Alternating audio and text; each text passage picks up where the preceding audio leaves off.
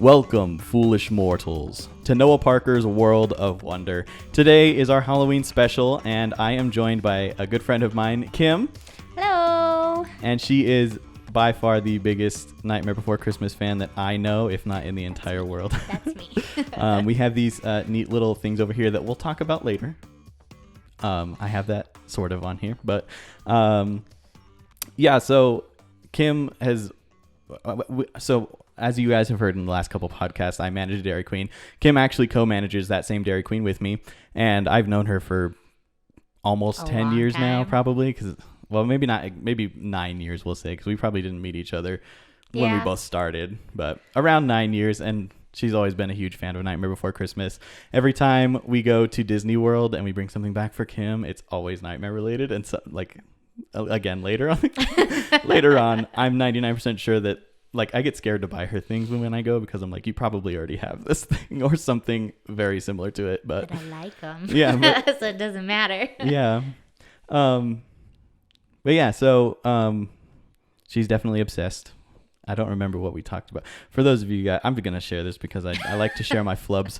We started this and I realized that I forgot to record the audio, and that's the most important part of the podcast. So there's some things in there that I forgot, but we're just going to move on. So No, it's fine. But I will say that I said it to you already is that I did watch Nightmare all the way through for the first time last night.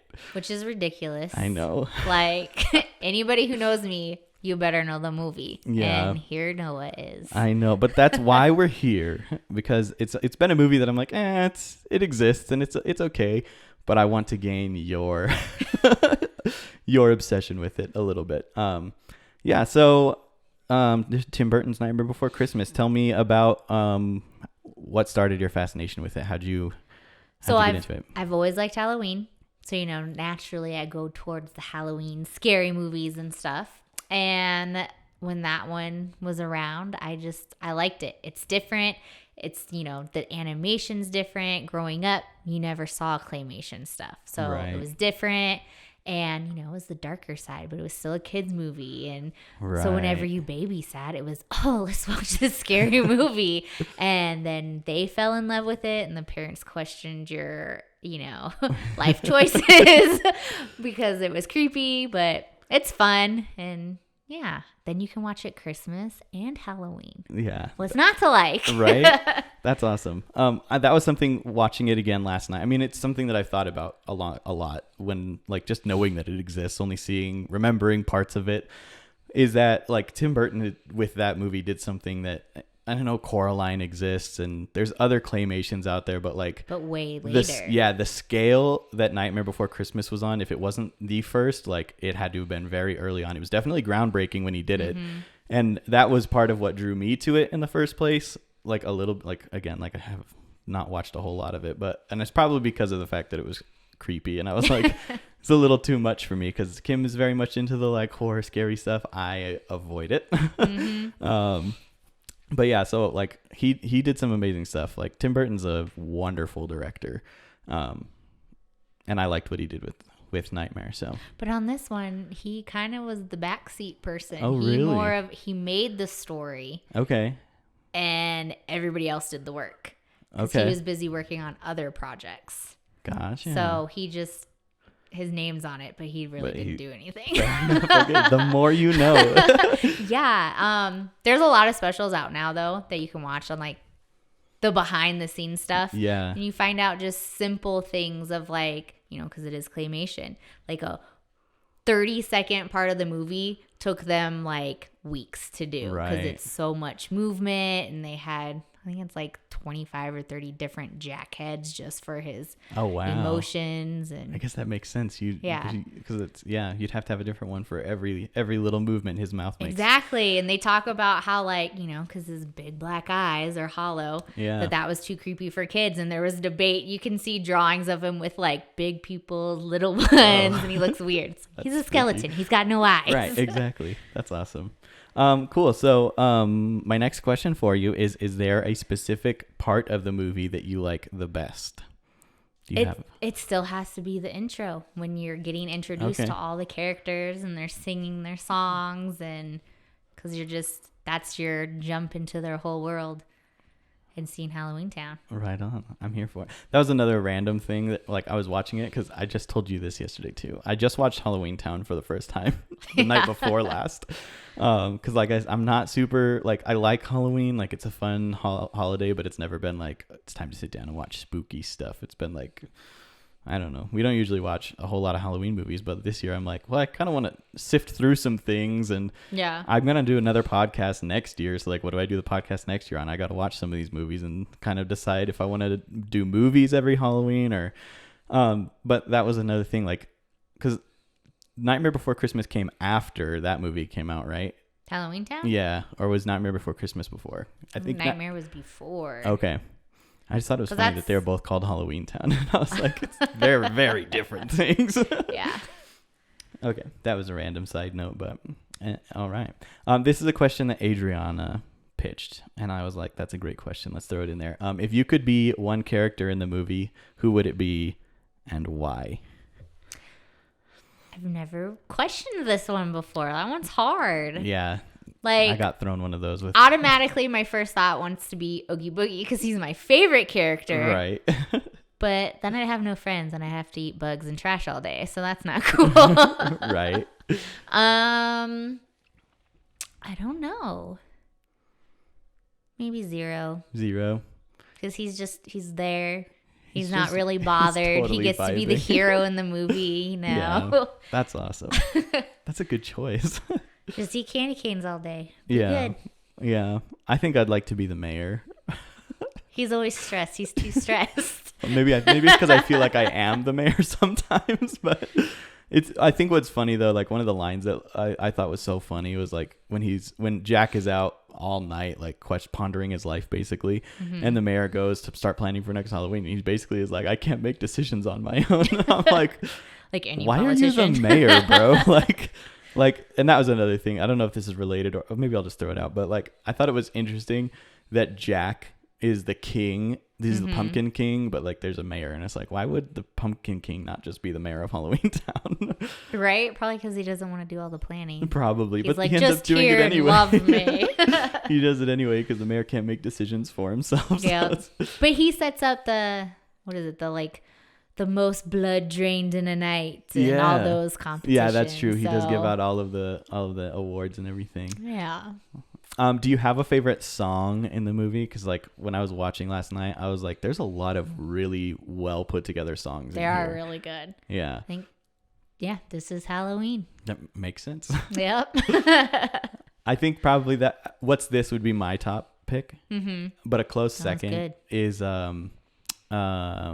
Kidnap Sandy Claus, I think that's the name of the song. Yep. But yep. they're all good. I like the music for that one more so than the lyrics themselves, but I like I don't know how to explain exactly. It's like the melody is really cool. Well, have you listened to the Nightmare Revisited CD? I have not.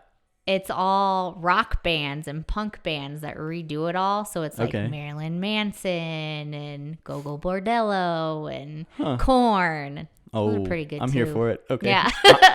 I'll be listening to that. I'll hook you up. I have it too. Okay, let's go. Awesome. Next question is there a piece of merch you really wanted but you were unable to obtain? I mean, some of them are really hella expensive. Right. I think it would be really cool to have just the originals because you can buy those from the movie. Okay. Still. Okay. They're like falling apart. And I'd be nervous about it. Yeah. But as far as stuff to get at like the Disney store, there's so many cool things. Yeah. I've been working on the collection of, they make nutcrackers of a lot of the characters. Okay. And I still need to get my hands on the Oogie Boogie one. Well, yeah. He's got a Santa beard and he's like, I think he's holding a present and a candy cane. Okay. Yep. That's awesome. We'll have to look for it now. I would have thought that would be like the first one. But that you would get, but there's a lot of Jacks. I bet. And Sally's. Yeah. I bet those are so easy to come by. Like anything Jack and Sally is probably pretty. It's hit and miss. More and like it used to be really easy, you know, if Walgreens got it or Disney got it, but now people are like on this nightmare train and everything's really hard to get. You have to literally be there first. Like this year they teamed up with Starbucks. You could get a Starbucks cup. That was a Nightmare Before Christmas and glowed in the dark. Oh. It sold out in less than 1 hour. Oh. And now you can buy one that people bought, but it's like $200 if you want it. Because now they're scalping. Yeah. Ugh, scalpers. Cool. Well, For a cup. let's take a pause really quick so you can tell our YouTube audience, I guess, and maybe explain a little bit verbally too what these things on the table are, because you kind of told me a little bit what they are. But All right. So obviously, like I said, I have a huge collection. yeah. So I wanted to bring something that meant something to me from this collection. So I brought a set of nesting doll cups that I got. It was the start of my collection. A lady I nannied for actually gave it to me for Christmas one year. Nice. But so there's a Jack, a Sally, an Oogie, and a little Zero. That's adorable. Yeah. And I've never seen them. I don't know anybody that has them. I'm on a bunch of collector sites and nobody has them either.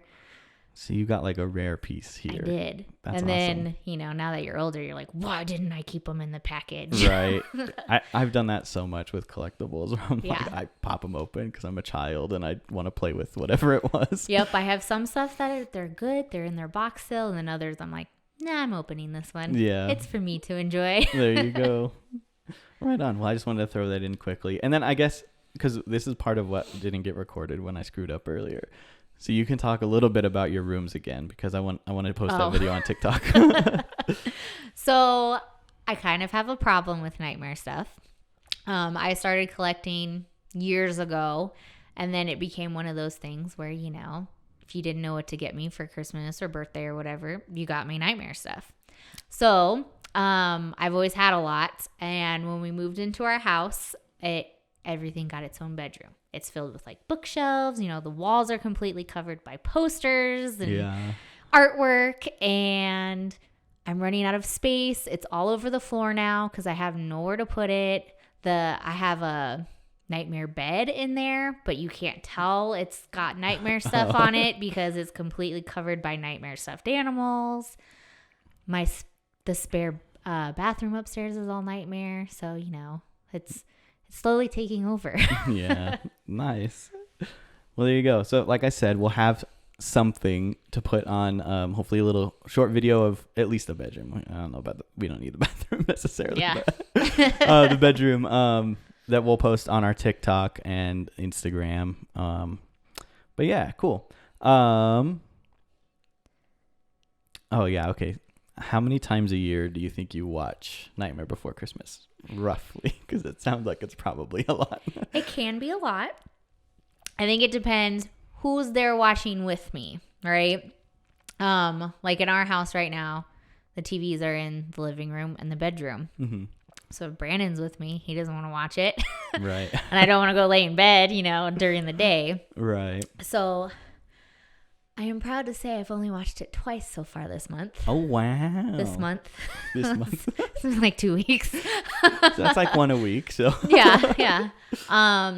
But then when you have people who want to watch it with you, we can watch it all the time. Yeah, I bet. Several times It's one in of a those row. comfort movies. I can tell you all the words. I can say it, sing it with you. And so, when you're stressed, your anxiety's high, it's a good one to just put on and be like, okay, I know what's going to happen. Right on. Yeah. Awesome. Cool. So this is another question that Adriana insisted I ask you. And I'm like, I think I know your answer already, but I'm going to ask it anyway. It's the biggest debate on the movie, probably. And you probably already know what it is, especially because you have the iPad over there. But is Nightmare Before Christmas a Halloween movie or a Christmas movie? I think very debated, right? For and sure. it could totally go with both, but I'm a firm believer that it is a Halloween movie. Okay. And even when it comes to my decorations, all my Halloween decorations are Nightmare for Halloween. And the Christmas ones, I try to stay away from. Okay. I try to make it Halloween-y. Okay. That's actually not what I thought you were going to say. No. So, Well, I mean, if you look at the movie, the majority of it is Halloween. yeah, that's true. It talks about Christmas a lot. Right. But it's But Jack not stealing so much. Christmas. Exactly. Yeah. Okay. Halloween. Final answer. All right. I am putting that down as fact. Because like I said before, she is the biggest Nightmare Before Christmas fan that I know. So she would know. Okay, guys, she would know. Well, you got to think Disney too. We don't That's celebrate Jack at Christmas. We celebrate Oogie Boogie Bash Halloween time. That's true. Except Oh, what? the Haunted Mansion in Disneyland gets isn't it Christmas? It gets the Christmas overlay from Nightmare Before Christmas. It's Or Halloween. is it a Halloween? It's Halloween. I know nothing about Disneyland. I thought it was Christmas. Do they leave it up Nope. through Christmas, or am I just crazy? No, well, I guess it's kind of through because they want tons of people to go. Maybe it is. But it's all Halloween themed at Haunted Mansion. Okay. But they keep it longer Gotcha. so more people can enjoy it because it's a Halloween show. Fair enough. Yeah, I've only been to Disneyland the one time, and it was nowhere near either holiday. So With work, when our expo was at Disney, it was timed right, and I got to go on the ride. Excellent. And that's usually in January, right? Yeah. So it has to be kept up at least through January. So Yeah. there we go. But All it was right. from Halloween. So I was kind of right. Because I was bummed. I was saying, oh my gosh, it's up still. I get to enjoy it. So there's got to be all these souvenirs still. Nope, they were out because they're Halloween souvenirs. Makes sense. Okay. Right on. Well, this is the last question I have written down, but we got to figure out how to drag this out for another 15 minutes. All right. But my last question was, if you could change anything about the movie, what would it be? And I realize that's a pretty bold question, but... Okay, so I will tell you, since you just watched the movie, you know, after he gets shot down and he's in the graveyard doing his woe is me, and he's singing the Jack's lament, however you say that word. Yeah. That's so boring in the movie. Yeah. I'm always like, okay, let's go get a snack. Like, Right. maybe because it's a slow song. And I'm like, I know he's got to have his epiphany moment of, oh, I can't steal this holiday. It's not mine. But Right. take that out. Okay. Yeah. I'm not going to lie. When I was watching it, I was kind of with you on that. Like, I was kind of thinking, like, was this necessary? Like, couldn't you have had this epiphany somewhere else? And maybe, I mean, I guess it's a musical, so there has to be a song, but But it's boring. yeah, it was a little bit slow paced right there. I also thought it was hilariously ironic that when he got shot down, he happened to land in a graveyard. That was part of that. In an where I was angel's like, arms. well, yes, of course. But I'm like, no, why would he land on somebody's roof? I mean, I guess maybe he fell on somebody's roof and rolled into the angel's arm. He's got to be where he feels at home. Exactly. Where he belongs. Yeah. Well, since that was my last question, I think I'll just kind of open it up a little bit. We can just discuss the movie, I guess. Sure. Cool. I guess I can. I don't know. I don't know how to go about this because I thought that was going to be enough. I should have written probably like 10 more questions, but that's okay. Are you gonna go see it in theaters? Is it in the Regal in town? It should be. Mm-hmm. It's at Regal's Maybe. for the anniversary. Solid. Oh, it's the anniversary. I didn't know that. What anniversary is this? 30th? The 30th. Okay. I'm not a numbers person. That's fair. I think it's the 30th. I guess I could just Google it and find out, but I didn't realize that it was the anniversary. There's Disney and their anniversaries, man. It's something else. They're on 100 year Disney's 100 Years of Wonder, and Epcot is celebrated its 40th anniversary. I think it's actually this year. Or was it last year? Now I'm questioning everything again, but I just know the Disney 100. yeah. Yeah. Oh, Nightmare Before Christmas came out in 93. So yeah, that's 30 years, I think. Yes. Sounds close enough to 30 years. Cool. So, like a lot about characters, except the one question that we already know that we talked about this morning, that you don't know where Oogie came from or why he's there. Oh, yes. So this morning on TikTok, because, how else do you waste your time? Right. They posed the question of how did Oogie get into Halloween Town, right? Like, he's there. Clearly, nobody likes him except Lock, Shock, and Barrel. Right. So it's not like he just moved there randomly. Something went down between him and Jack, clearly. Right. Because he's always like, don't go to Oogie, Oh, so what happened? I want a prequel. I want to know this drama. I'm here for it too. I'm curious myself. I mean, like we talked about this morning, like at the end, he's like basically just a mini China. Like that's. I'm assuming that Oogie is the bug that gets stomped right at the end, like. Oh. Or not right at the end, but like right That's near the part of end, he him. falls apart and the little green bug gets stomped. And I've always assumed that was Oogie, and he's just like used the other bugs to make him way bigger. I forgot where I was going with that though. I guess I don't know. He's just a buggy dude. He's just a buggy dude, I guess. Yeah, yeah. My thought process was that he got exiled because he was eating all of the spiders. I don't know.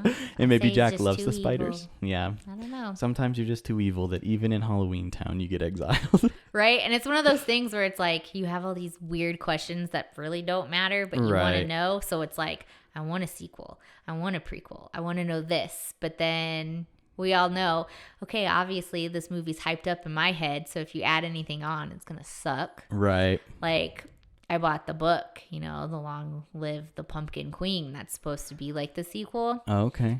I bought it. On pre-order. I haven't even opened it yet because I'm like, I'm just going to be disappointed. Yeah. Yeah. I mean, I think every fandom gets in that. Like, I don't remember when Star Wars came out, but like, I know when Star Wars came out, there was episodes 4, 5, and 6. And then everyone was like, well, what happened to Luke, Leia, and Han? And then George is like, I'm making 3 more movies. And everyone was like, let's go. And then it was the prequels. Yeah. And everyone was like, what? And so like that fan base was hugely disappointed. I grew up on the prequels, right?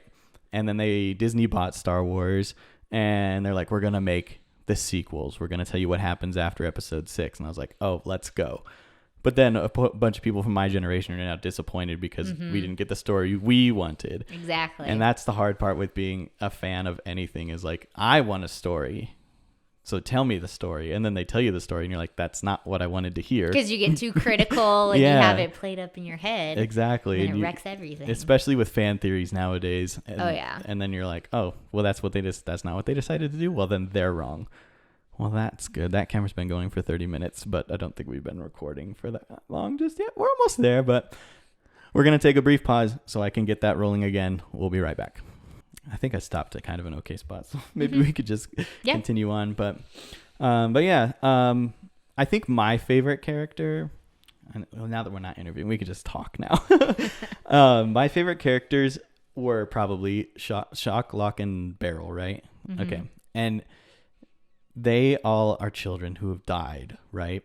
And from what I think, Shock was electrocuted, and Barrel was drowned in a barrel. Or something like that. Yeah, everybody has theories on how everybody died. Okay, what was Locke's theory? Because like, Shock makes sense and Barrel makes sense, but like, did he get locked in a trunk? I don't know.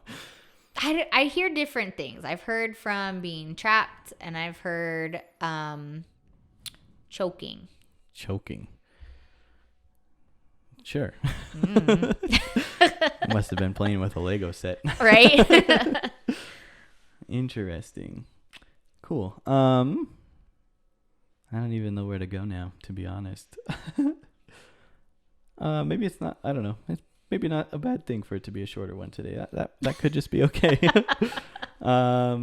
Do you have any final thoughts that you want to share on Nightmare Before Christmas? Anything you want to share with the public who might not like it as much as you that you could use to entice them? Well, I would say first off, if you haven't watched it, go watch it. You'll get something out of it. Yeah. Gosh, to convert people, I think even if like you don't like the storyline, just think of the art of it. Yeah. Because I mean, they put a lot of freaking details into that movie. Oh, for sure. Like, I mean, just the ground, for example. Did I? I said memory card full, but that doesn't make sense. It's a 120 gigabyte SD card. It shouldn't run out that fast. Oh, there was another thing that I was gonna say. Add on really quick, just to extend just a little bit longer. Was just the overall story arc. We can talk about the overall story arc of the movie because I kind of knew going into the watch last night that it was about Jack being unhappy with his life and trying to basically steal Christmas to give him something new and exciting to do. Yep. But I completely had forgotten about the fact that at the end he's like, oh my gosh, I am the Pumpkin King. Like, that is who I am. And I can make it. Gotta stick to your roots. Yeah. And so I thought I really liked the arc that I forgot about because I didn't remember how it ended. Yeah. But and then he got a lady. Yeah. And he got the lady. He finally opened his eyes to the woman who had been chasing him. Yeah. The whole movie, but like God knows how long before that.